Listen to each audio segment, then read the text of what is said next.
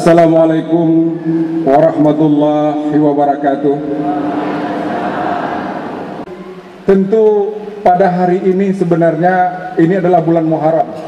Ini adalah bulan Tarekat Naqsabandi. Karena pada hari ini seorang aulia agung pendiri Tarekat Naqsabandi lahir pada tanggal 15 Muharram tahun 717, dan pada hari ini juga, pada bulan ini juga Ahmad Al-Faruqi juga lahir pada bulan Muharram, yaitu 10 Muharram. Berbicara tentang Maulana Syekh Naqsabandi, rasanya tidak cukup waktu. Begitu banyak harus disampaikan. Tapi yang ingin kami kemukakan pada kesempatan ini pada abang-abang untuk menyemangati kita adalah ketika beliau lahir di Bukhara, Syekh Baba Samasi yang masih hidup saat itu mengatakan, aku mencium harum di tempat ini, 8 km dan tercium harum di tempat itu. Kelak di sini akan lahir seorang yang cahayanya tembus ke langit dan tembus ke bumi. Seluruh dunia akan bersinar oleh yang satu ini, katanya. Nah, ketika lahir besar oleh kakeknya, Syekh Naqsabandi dibawa ke Baba Samasi. Kata kakeknya, aku serahkan ini menjadi anak tuan saya, kata. Ya, saya terima, ini anak aku. Sekarang aku didik dia. Nah, 3 tahun dididik oleh Syekh Muhammad Baba Samasi. Akhirnya Syekh Muhammad Baba Samasi meninggal dunia. Tapi sebelum meninggal dunia, beliau mengamanahkan, Bahudin, waktuku tidak banyak untuk didikmu, maka engkau bergurulah kepada khalifahku, kepada penerusku, yaitu Syekh Amir Kulal. Dia kelak yang membimbingmu sehingga kau menjadi seorang wali yang besar. Ketika meninggal Syekh Bahudin, ketika meninggal Syekh Baba Samasi, beliau naik kuda menemui Syekh Amir Kulal. Di tengah jalan beliau dicegat oleh seorang yang gagah, mengatakan, hei Bahudin, kau jadi muridku aja. Dengan sopan beliau mengatakan, Tuan, murid dan guru ibarat perjodohan. Jodoh saya bukan dengan Tuan, tapi jodoh saya kepada Syekh Amir Kulal yang sedang menunggu saya di sana, kata. Sesampai di hadapan Syekh Amir Kulal itu langsung bertanya, hei Bahudin, kenapa kau tidak mau berguru kepada Nabi Khidir tadi di tengah jalan, kata. Baru tahu itu Nabi Khidir. Nabi Khidir itu memperebutkan beliau menjadi murid. Syekh Bahudin mengatakan, hamba hanya diperintahkan berguru pada Tuan, tidak lebih dan tidak kurang. Abang-abang sekalian yang saya muliakan, ada suatu fenomena menarik dari Syekh Bahudin. Satu kali beliau membawa cangkul bersama kawannya Muhammad Zaid. Jadi dalam perjalanan membawa cangkul di tengah padang pasir, mungkin ingin ubudiyah. Tapi tiba-tiba kata kawannya, lebih enak kita bahas kaji aja daripada kita nyangkul. Oh baik. Nah, ketika pagi mereka bahas kaji, sampailah kaji pada Ma'rifat. Kawannya mengatakan, kalau kaji kita sudah sampai di sini, berarti kalau kita tunjuk orang mati, mati dia. Syekh Bahudin agak latah ya beliau ini. Mati kau, katanya. Mati kawannya itu. Setelah mati bingung Syekh Bahudin, macam mana ini? Kawan aku udah meninggal ini. Nah, setelah meninggal sampai siang udah berubah mayatnya itu. Susah Syekh Bahudin. Tiba-tiba datang gurunya. Hai Bahudin, nggak usah lah kau susah. Itu perkara gampang itu. Kau bilang aja hidup atas nama guruku. Kau tunjuk.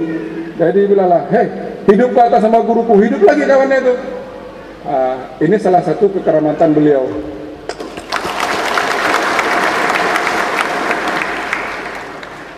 Di zaman Syekh Baba Samasi dan Amir Kulal, zikir tawajuh itu kuat. Allah, Allah, Allah, Allah. Jadi memang tidak konsentrasi. Sementara beliau tidak begitu senang dengan zikir seperti itu. Satu kali beliau mengunjungi makam seorang wali, dilihatlah di situ ada lampunya, kok redup lampunya. Kemudian di makam berikutnya juga redup lampunya. Di makam berikut juga redup lampunya. Akhirnya beliau bertawajuh menghadap Mekah sendiri, Ka'bah, dari daerahnya. Tiba-tiba dinding itu terbuka. Di situ dilihatlah ada seorang yang luar biasa sedang duduk memberi wejangan. Dibisikkan sama orang di samping itu, itulah yang mulia Abdul Khalid Qadjuani. silsilah yang ke-9 di atas.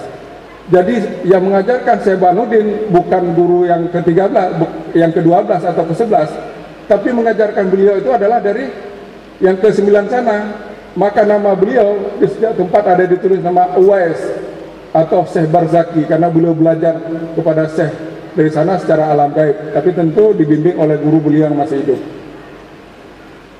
Ini kekeramatan dari guru kita semua, ahli silsilah yang tarekat Naqsabandi ini, dan beliaulah peletak dasar daripada tarekat ini.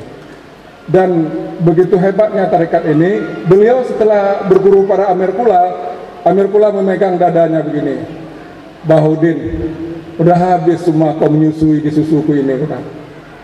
Ternyata wadahmu terlalu besar, bergurulah ke beberapa guru yang lain agar engkau mendapat kebijaksanaan.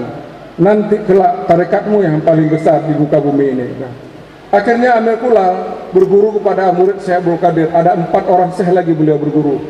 Setelah berkumpul semua, beliau mempersatukan tarekat dan beliau mengatakan, akhir seluruh tarekat adalah baru awal tarekatku ini. Syukur kita berada di tarekat yang memang luar biasa, gurunya keramat, sistemnya keramat, dan ini satu-satunya tarekat yang sangat klop antara syariat dengan hakikat. Ini satu-satunya tarekat yang ada sekarang ini yang diwarisi oleh imam tasawuf, yaitu Abu Bakar Siddiq, sahabat daripada Rasulullah SAW. Selebihnya tarekat berkembang dari Sayyidina Ali, berkembang pada Syekh Abdul Qadir, dan meluas sampai ratusan tarekat. Tapi satu-satunya tarekat yang ada saat ini dari sahabat Nabi adalah tarekat Naqsabandi.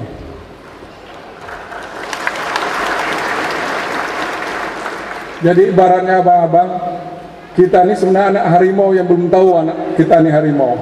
Kita anak harimau yang selama ini makan sayuran. Barangkali kalau dikasih makan daging, berubah harimau itu jadi harimau sungguhan. Syekh Bahauddin Naqsabandi, beliau wafat pada tahun 795 Masehi dan dimakamkan di Bukhara. Sampai sekarang makamnya banyak dikunjungi. Bahkan ketika terjadi revolusi Bolshevik tahun 1917, terjadi revolusi komunis, makam ini tetap terjaga. Ada satu orang yang memaki makam Syekh Naqsabandi, dilarang, hei jangan kau maki makam Syekh Naqsabandi. Tapi karena diteruskan, akhirnya lidahnya disengat oleh tawon dan meninggal di situ. Dulu ketika orang mengatakan Naqsabandi balagardam, bahasa Persia, Naqsabandi tolonglah aku, sampai hari ini pun ditolong kalau berdoa pada Syekh Naqsabandi, begitu keramat beliau. Ya. Syekh Naqsabandi ini, kalau Syekh Khalid Al-Baghdadi tadi itu beliau berkelana kemana-mana, Syekh Naqsabandi tidak kemana-mana. Beliau hanya 2 kali keluar negeri, yaitu untuk melaksanakan rukun Islam kelima, naik haji. Selebihnya beliau fokus pada daerah-daerah binaannya, tersebar mulai dari Irak, Iran, Uzbekistan, sampai Asia Tengah, seluruhnya beliau tarikatkan berada di bawah payung tarikat Naqsabandi yang besar ini. Assalamualaikum warahmatullahi wabarakatuh.